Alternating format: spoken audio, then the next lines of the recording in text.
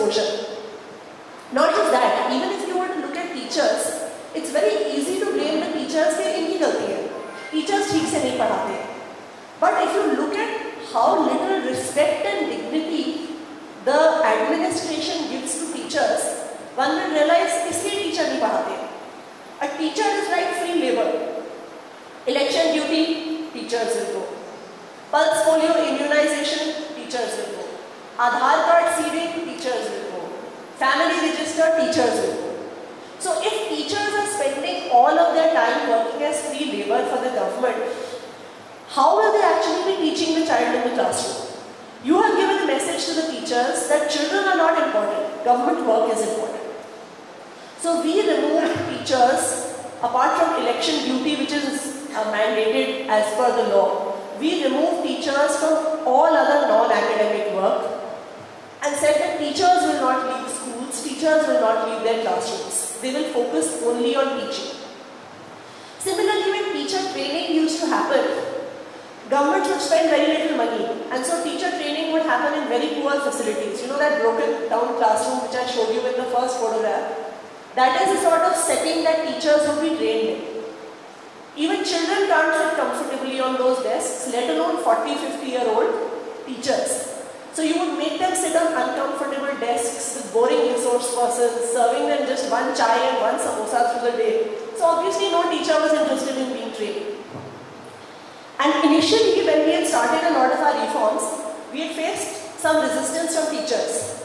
Obviously they need to work harder. But the greatest breakthrough that we had with government school teachers was when we changed their training settings. So in one summer, we made 2-3 government schools teacher training centers. And what we did is, जैसे बहुत सारे schools में तभी फर्श टूटा हुआ होगा ना. So you know, for these marriages, you have this green carpet that they put on the floor. So in those schools, which we made teacher training centers, in every room we put a carpet on the floor. We hired tables and chairs from tent houses, where chairs had proper white tablecloths. We hired chairs from tent houses where every chair had a nice white cover. Every teacher had a Bisleri bottle of water. They had a nice notepad and a nice pen, a proper packed lunch. And when 25,000 teachers went through that training, for the first time they felt that they were being treated with some dignity and respect. So once the system began treating the teachers with dignity and respect, the teachers started treating the students with greater dignity and respect. Next.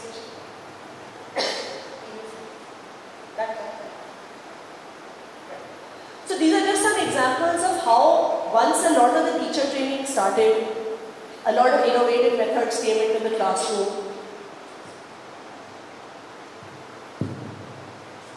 After doing many, I've sort of covered 3-4 areas. I can also go on for a while. We'll also have more discussion in the question and answers.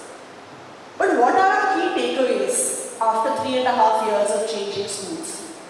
I think one of our first key takeaways is that change is possible. 3.5 years ago, when we first started going into government schools, as I said, we ourselves used to be very scared that we will schools ko kaise badlenge. But in 3.5 years, the atmosphere in government schools has changed, the results that government schools are getting has changed, the sense of pride that teachers, principals take in government schools has changed. So number one, change is possible.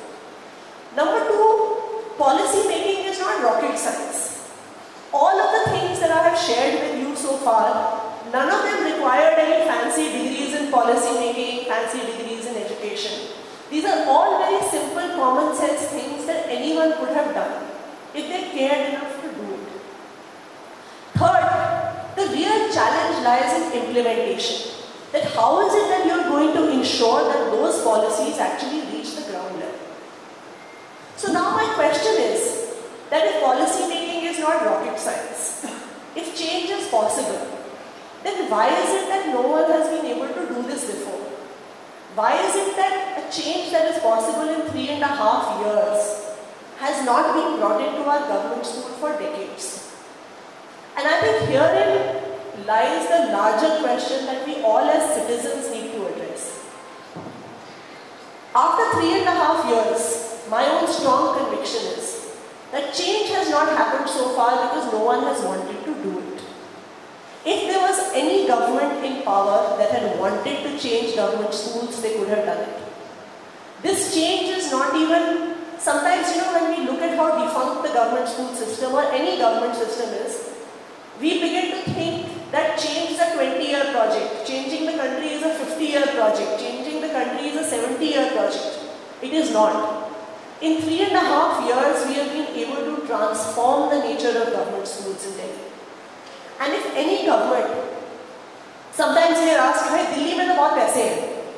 The Delhi government can afford to make all these changes, other governments don't have money to do it. Let me assure you that if anyone says, any government says कि हमारे पास ये काम करने के पैसे नहीं है, वो लोग झूठ बोल रहे हैं. Our experience in the past 3 years has been that governments have more money than they can actually spend. When we had first come into government in 2015, our total budget size used to be about 33,000 crores. That was the revenue that the government was getting. In 3 years, the total revenue size of our government has gone from 33,000 crores to 50,000 crores. And how has this happened? This has happened because the revenue from the taxes goes directly into the government treasury and not into our pockets. We have managed to increase this revenue without increasing a single rupee in taxes. In fact, we have decreased taxes on different items. Taxes have not been increased in Delhi on one single item that is sold in the city. So without increasing taxes, we have managed to increase government revenues from 33,000 crores to 50,000 crores. Whatever money we have, we find it difficult to spend all the money we have. And the same, I can assure you, is the case with every government in this country. So when governments are not able to perform, it is not because they don't have the money, it is not because policy making is difficult, it is not because problems are complex, it is because they don't care enough to do it. And I think that is where we as citizens need to start thinking about the kind of pressure that we put on our governments. Because when elections come, many of us go and vote according to caste, many of us go and vote according to community, according to religion. There is distribution of money, there is distribution of liquor that happens in elections. And so politicians seem to think that we can play all these cards and win elections. So we don't need to sort out government schools, we don't need to sort out government hospitals, we don't need to sort out all public services. But if we as citizens exert enough pressure on politicians, what do politicians want? Politicians want to get elected a second time. And if a politician knows that the people in my area are not going to elect me again till I improve the government schools in my locality, till I improve the government hospitals in my locality, then let me assure you that any government of any political parties will improve schools, will improve hospitals. So therefore the responsibility is not just on politicians. The responsibility lies on us as citizens that if we want to see a better country, an educated country, a country where every child has access to high quality education, a country where every citizen has access to high quality healthcare, then we as citizens have to demand it. Thank you.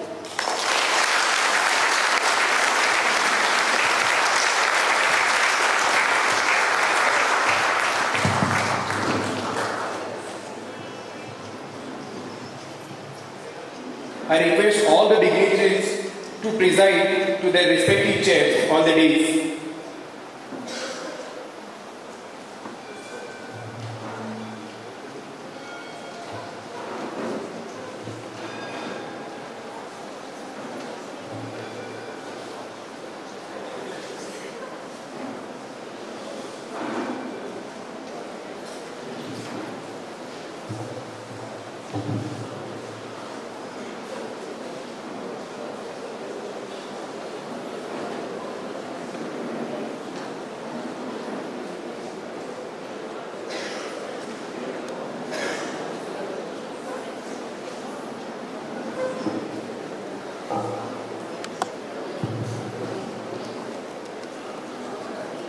Wow, that was just out of the syllabus. unmatched and noble ideas. Ralph Emerson believed that the reward of being well done is having done it. We will keep the lamp of knowledge burning to achieve the vision, literate ourselves and literate others. Thank you, Madam, for enlightening us, taking away the keys to transform the education system.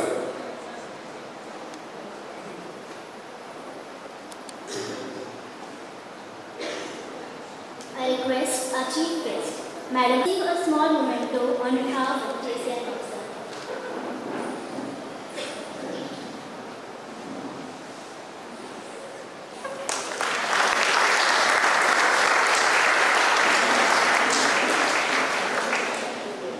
I request Padma Shri Dr. Suresh Amolkar to receive a small memento on behalf of JCI MAPUSA.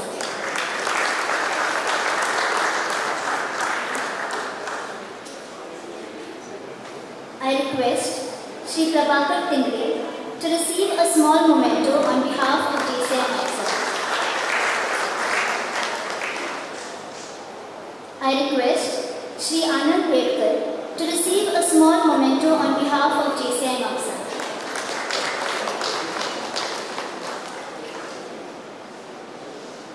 Thank you, Aditi. Over to President Sir for privilege. Privilege over to VP Training, DC Advocate Ishan Usapkar. Thank you, President Sir. Dignitaries on of the days, leaders of the past, present and the future, ladies and gentlemen. At JCI, that is Junior Chamber International, we are an international organization of young active citizens below the age group of 40. And our main mission and objective is to bring about a positive and everlasting change in the society. Here at JCI MAPUSA, we are more than 47 years old and we have been in this part of North Goa in MAPUSA, creating a positive change through the various activities and programs throughout the last 47 years. We conduct a lot of training programs, medical camps, women empowerment programs, clean water, sanitation and clean city initiatives.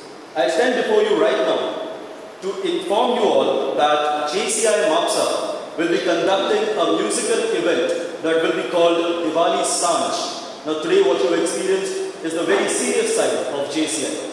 We also would like to invite you for a lighter side of JCI, wherein we will be conducting this musical evening, Diwali Sanj, which will be happening on the 3rd of November at Hanuman Natyagran. The tickets are available behind, so while leaving, please make sure that you take one and join us on that day too. And we would also like to invite you all, on behalf of JCI MAPUSA, to come and be a part of this wonderful organization. And instead of just being on that side of the stage, come and join us even on this side of the stage. Thank you very much. Have a great day. Thank you. Over to Vinesh Naik. Thank you, President Sir. Now I would request the sculptor of human character, a seasoned scholar and a man of distinct vision, the Secretary, JCI MAPUSA, JC Maxwell Rodriguez, to propose vote of thanks.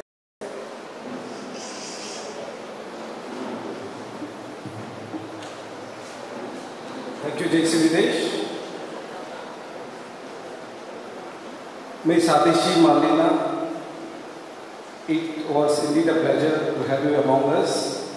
In fact, when I looked at the future of India through education, I was thinking, what about the future of education through water? And Miss Malina very nicely explained how they have changed the infrastructure, but I believe she has not changed the infrastructure in Delhi. She has changed the mindset of education providers. So, Adishi Malina. Padma Shri Mr. Suresh Amolkar. In fact, I have been hearing about you when I was a small child from the mouth of my mother. She was one of your students and she used to tell a lot about you. It is indeed a pleasure to have you among us, and personally, me thanking you for coming and being with us. Prabhakar Tingre sir. In fact, I don't know much about you. I have not seen you in recently we have in Goa. So thank you for coming. Mr. Anand, Director, sir, it was indeed a privilege event over here, but it would have not been possible if you have not sponsored us this whole infrastructure, this whole hall free of cost. Thank you very much, sir. Then all our JCI members who have worked tirelessly for this particular event. Thank you one and all without naming anyone. Then if it is not your commitment, the way you work hard to make any event possible, it will have been, yeah. Thank you very much for being with us and trying to help us out. Also, it is my privilege to all the media persons, all the media people who have used and who are even telecasting this event live right now. Thank you very much.